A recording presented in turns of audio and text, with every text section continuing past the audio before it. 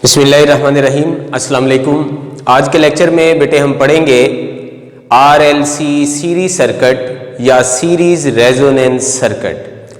ये एक important long question है, आप इसको नोट कर लें। तो सबसे पहले आप मेन हेडिंग लिखेंगे सीरीज रेजोनेंस सर्किट।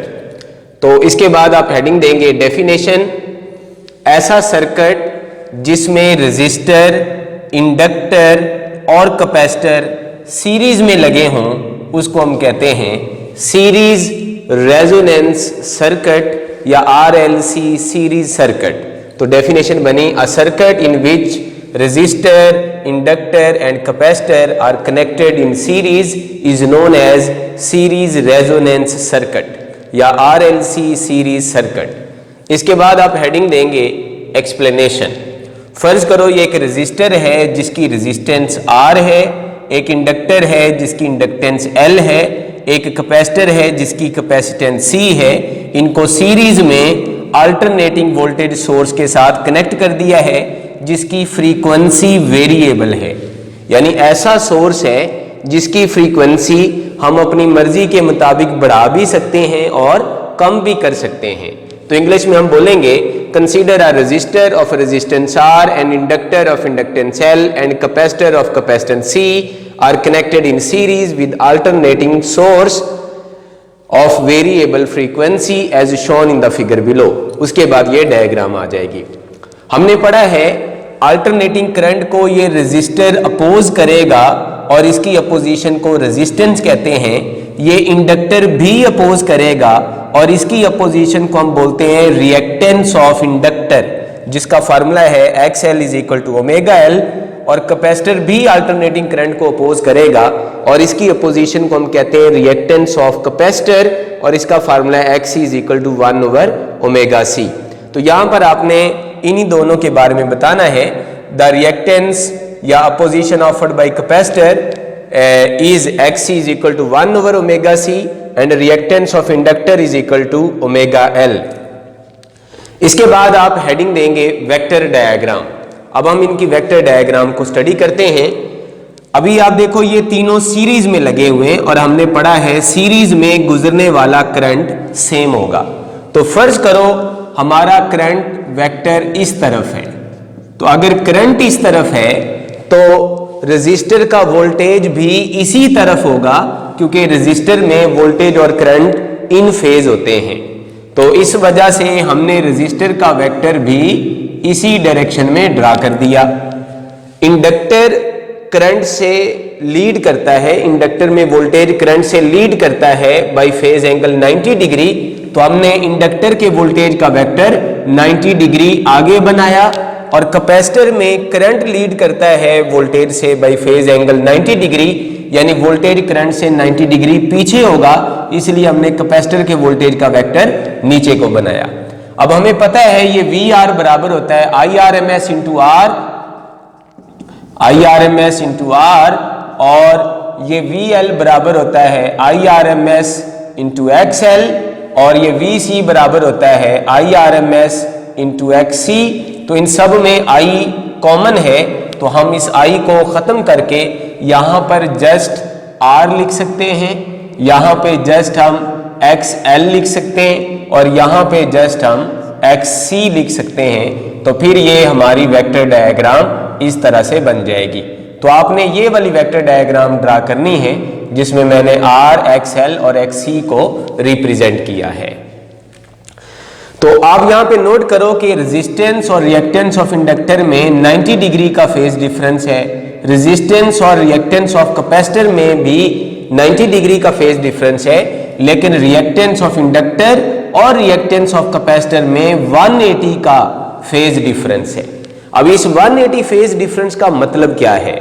इसका मतलब है अगर इंडक्टर करंट को बढ़ाने की कोशिश कर रहा है तो उस लम्हे कैपेसिटर करंट को कम करने की कोशिश कर रहा है। यानी दोनों अपोज तो कर रहे हैं, लेकिन दोनों के अपोज करने का मेथड एक दूसरे के ऑपोजिट है। अगर एक करंट बढ़ा रहा है तो दूसरा उस लम्हे करंट को कम कर रहा है, और अगर एक करंट को कम कर रहा है तो दूसरा उस लम्हे करंट को ज्यादा कर रहा है। तो जब कैपेसिटर डिस्चार्ज हो रहा होगा और करंट को बढ़ाने की कोशिश कर रहा होगा, तो इंडक्टर अपने अंदर एनर्जी स्टोर करना शुरू कर देगा और करंट को कम करने की कोशिश करेगा। जब इंडक्टर अपनी एनर्जी डिलीवर करेगा और करंट को बढ़ाने की कोशिश करेगा तो कैपेसिटर चार्ज होना शुरू हो जाएगा और एनर्जी स्टोर शुरू कर देगा ताकि वो करंट को कम करने की कोशिश करे। तो ये हमारे पास वेक्टर डायग्राम बन गई। अब हम देखते हैं इस सर्किट का हाई फ्रीक्वेंसी पे क्या रिस्पॉन्स होगा। अगर हम इसको हाई फ्रीक्वेंसी वाला सिग्नल दें, ऐसा सिग्नल जिसकी फ्रीक्वेंसी बहुत ज़्यादा हो, तो फिर ये XL की वैल्यू वेरी लार्ज हो जाएगी क्योंकि वो फ्रीक्वेंसी के डायरेक्टली प्रोपोर्शनल है, और XC की वैल्यू वेरी स्मॉल हो जाएगी क्योंकि वो फ्रीक्वेंसी के इनवर्सली प्रोपोर्शनल है। तो हाई फ्रीक्वेंसी पे ये वाली वैल्यू वेरी स्मॉल हो जाएगी, और क्योंकि ये तीनों सीरीज में है तो इनकी अपोजिशन ऐड हो रही है, तो फिर इसकी अपोजिशन को हम नेग्लेक्ट कर देंगे, तो फिर XC नेग्लेक्ट हो जाएगा क्योंकि वो वेरी स्मॉल है, तो फिर ये सर्किट बिहेव करेगा RL सीरीज सर्किट की तरह। तो आपने ये याद रखना है, इंपॉर्टेंट MCQs है। At high frequency series resonance circuit RL series circuit की तरह बिहेव करता है। अब हम देखते हैं अगर हम इसको हाई फ्रीक्वेंसी की जगह लो फ्रीक्वेंसी वाला सिग्नल दें तब क्या होगा। लो फ्रीक्वेंसी सिग्नल पे XL की वैल्यू वेरी स्मॉल हो जाएगी और XC की वैल्यू वेरी लार्ज हो जाएगी। अब हम XL को नेग्लेक्ट कर देंगे, यानी अब इस इंडक्टर का इफेक्ट नेग्लिजिबल हो जाएगा। अब ये बिहेव करेगा लाइक RC सीरीज सर्किट। तो याद रखना है आपने, हाई फ्रीक्वेंसी पे XC नेग्लिजिबल है और ये RL सीरीज सर्किट की तरह बिहेव कर रहा है, और लो फ्रीक्वेंसी पे XL नेग्लिजिबल है और ये RC सीरीज सर्किट की तरह बिहेव कर रहा है। अब यहां पर आप देखो लो पे क्योंकि XC वेरी स्मॉल हो गया और XL वेरी लार्ज हो गया, और लो फ्रीक्वेंसी हाई फ्रीक्वेंसी पे XC वेरी स्मॉल और XL वेरी लार्ज, और लो फ्रीक्वेंसी पे XL वेरी स्मॉल और XC वेरी लार्ज। तो एक ऐसी फ्रीक्वेंसी भी होंगी जहां पर ये दोनों बराबर हो जाएंगे, उस फ्रीक्वेंसी को हम कहते हैं रेजोनेंस फ्रीक्वेंसी। तो अब हम उसकी डेफिनेशन करते हैं। Resonance frequency, frequency at which reactance of inductor becomes equal to reactance of capacitor is called resonance frequency. तो इसका फार्मूला बना XL is equal to XC। तो जिस फ्रीक्वेंसी पे ये दोनों बराबर हो जाए उसको हम बोलेंगे रेजोनेंस फ्रीक्वेंसी। ये क्या है, रिएक्टेंस ऑफ इंडक्टर, और ये क्या है, रिएक्टेंस ऑफ कैपेसिटर। तो डेफिनेशन है frequency at which reactance of inductor becomes equal to reactance of capacitor. High frequency पे XC जो था वो XL से वेरी स्मॉल था, और लो फ्रीक्वेंसी पे जो XL है वो वेरी स्मॉल है XC पे, लेकिन रेजोनेंस फ्रीक्वेंसी पे ये दोनों इक्वल हो जाएंगे। अब हमने पढ़ा है XL बराबर होता है ओमेगा L, XC बराबर होता है 1/ωc। ओमेगा के साथ R लिख रहे हैं, R represents the resonance frequency. तो यहां से ओमेगा इधर आके मल्टीप्लाई हो गया ओमेगा स्क्वायर, L इधर जाके डिवाइड हो गया LC, दोनों तरफ अंडर रूट ले लिया, omega is equal to 1/√LC। तो ओमेगा की वैल्यू हमने पढ़ी है 2πf के बराबर होता है, तो ये बराबर है 1/√LC। ये 2π उधर जाके डिवाइड हो जाएगा, तो आपको रेजोनेंस फ्रीक्वेंसी का फार्मूला मिल जाएगा जिस फ्रीक्वेंसी पे रिएक्टेंस ऑफ इंडक्टर और रिएक्टेंस ऑफ कैपेसिटर बराबर हो जाएंगे। तो आप देखो ये जो रेजोनेंस फ्रीक्वेंसी है ये सिर्फ दो चीजों पे डिपेंड कर रही है, इंडक्टेंस पे और कैपेसिटेंस पे। तो इनकी वैल्यूज को चेंज करके हम रेजोनेंस फ्रीक्वेंसी को चेंज भी कर सकते हैं, लेकिन इसका रेजिस्टेंस से कोई ताल्लुक नहीं है। अल्टरनेटिंग वोल्टेज की वैल्यू से, पीक वैल्यू से, RMS वैल्यू से वगैरह वगैरह कोई ताल्लुक नहीं है। इसके बाद इसकी आप हेडिंग देंगे प्रॉपर्टीज। तो सबसे पहली प्रॉपर्टी है इस सर्किट की रेजोनेंस फ्रीक्वेंसी का फार्मूला है 1/2π√LC। Resonance frequency is given as F is equal to 1/2π√LC। ये पहली प्रॉपर्टी हो गई। दूसरी प्रॉपर्टी, रेजोनेंस फ्रीक्वेंसी पे ये दोनों बराबर हैं लेकिन इनका इफेक्ट एक दूसरे के ऑपोजिट है। इसका मतलब ये दोनों एक दूसरे के इफेक्ट को कैंसिल कर देंगे। तो इंडक्टर का इफेक्ट और कैपेसिटर का इफेक्ट आपस में कैंसिल हो जाएगा और सर्किट ऐसे बिहेव करेगा जैसे इसमें सिर्फ रेजिस्टेंस लगी हुई है और कोई कंपोनेंट नहीं लगा हुआ। Eight resonance frequency circuit is resistive और हमने पढ़ा है रेजिस्टेंस में वोल्टेज और करंट इन फेज होते हैं। तो इसका मतलब इस फ्रीक्वेंसी पर वोल्टेज और करंट, क्योंकि ये दोनों कैंसिल हो गए, वोल्टेज इस तरफ करंट भी इस तरफ, तो दोनों इन फेज हो गए और इनमें फेज डिफरेंस हो गया 0 और पावर फैक्टर बराबर होता है कॉस थीटा, तो इसका पावर फैक्टर हो गया 1। तो दूसरी प्रॉपर्टी है as at resonance frequency circuit is resistive, voltage and current are in phase, power factor is 1। तो ये याद रखना है कि रेजोनेंस फ्रीक्वेंसी पे इस सर्किट का पावर फैक्टर क्या है, वोल्टेज और करंट में फेज डिफरेंस क्या है और ये सर्किट जस्ट किसकी तरह बिहेव कर रहा है। तीसरी प्रॉपर्टी है रेजोनेंस फ्रीक्वेंसी पे इंपीडेंस जो है वो मिनिमम है। अगर हम इस सर्किट की इंपीडेंस निकालें तो उसका आप देखो ये दोनों का इफेक्ट तो एक दूसरे से कैंसिल हो गया, तो इसकी जो इंपीडेंस है वो जस्ट R के बराबर है और ये R इसकी मिनिमम वैल्यू बन जाएगी। तो at resonance frequency the impedance of the circuit is minimum and it is equal to R। चौथी प्रॉपर्टी है अगर ये जो हमारा सोर्स वोल्टेज है V0 अगर इसकी वैल्यू कांस्टेंट है तो रेजोनेंस फ्रीक्वेंसी पे करंट मैक्सिमम हो जाएगा, क्योंकि करंट का फार्मूला होता है voltage over impedance. Resonance frequency पे इंपीडेंस मिनिमम है तो फिर करंट मैक्सिमम हो जाएगा और रेजोनेंस फ्रीक्वेंसी पे क्योंकि इंपीडेंस R के बराबर है तो जो मैक्सिमम करंट होगा वो V0 ओवर R के बराबर हो जाएगा।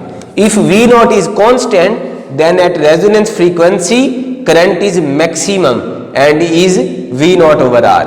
करंट क्यों मैक्सिमम है? क्योंकि इस फ्रीक्वेंसी पे इंपीडेंस मिनिमम है इसलिए करंट मैक्सिमम है और इंपीडेंस R के बराबर है इसलिए जो करंट है वो V0 ओवर R के बराबर है।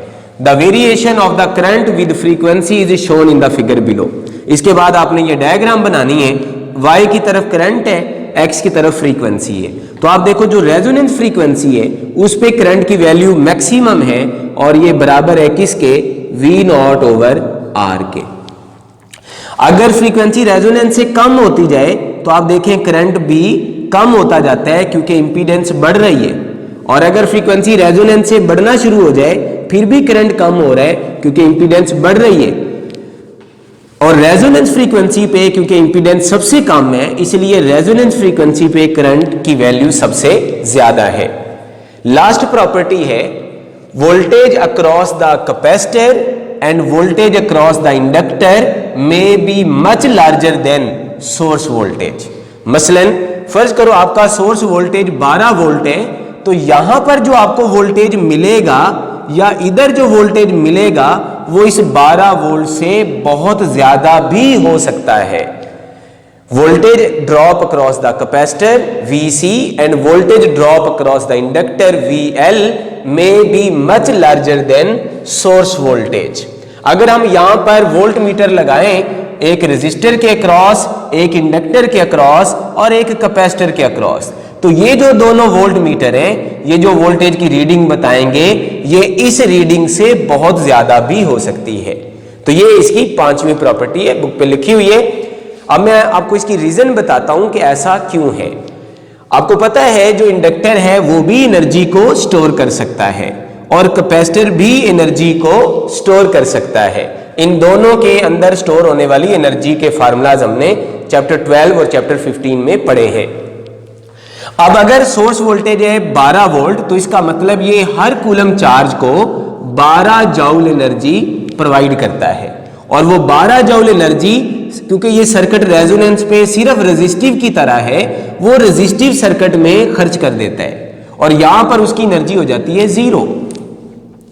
अब फर्ज करो ये इंडक्टर है जिसके अंदर एनर्जी स्टोर है, तो जब चार्ज इसमें से गुजरेगा, फर्ज करो इसमें जो एनर्जी स्टोर है वो 100 जूल पर कूलम है, तो फिर जब ये चार्ज यहां से गुजरेगा उसकी एनर्जी हो जाएगी 100 जूल और इस तरह पोटेंशियल का डिफरेंस पैदा हो गया 100 वोल्ट। लेकिन जब ये चार्ज इधर से गुजरेगा, अब क्योंकि इस इंडक्टर की वजह से चार्ज ने एनर्जी गेन की है, तो कैपेसिटर की वजह से चार्ज एनर्जी लूज करेगा। यहां पे चार्ज की एनर्जी 100 है, यहां दोबारा 0 हो जाएगी, तो यहां भी पोटेंशियल डिफरेंस हमें दोबारा क्या मिलेगा, 100 ही मिलेगा। तो हमने यहां पर ऑब्जर्व किया कि जो सोर्स वोल्टेज है जो चार्ज को एनर्जी दे रहा है वो सिर्फ रेजिस्टर में खर्च हो रही है, लेकिन इंडक्टर से वो एनर्जी गेन करता है तो कैपेसिटर में लूज कर देता है, अगर कैपेसिटर से गेन करता है तो इंडक्टर में लूज कर देता है। और इधर जो एनर्जी में चेंज आया यानी पोटेंशियल ड्रॉप हुआ या पोटेंशियल डिफरेंस पैदा हुआ, वो इस सोर्स वोल्टेज वाले पोटेंशियल डिफरेंस से बहुत ज्यादा भी हो सकता है।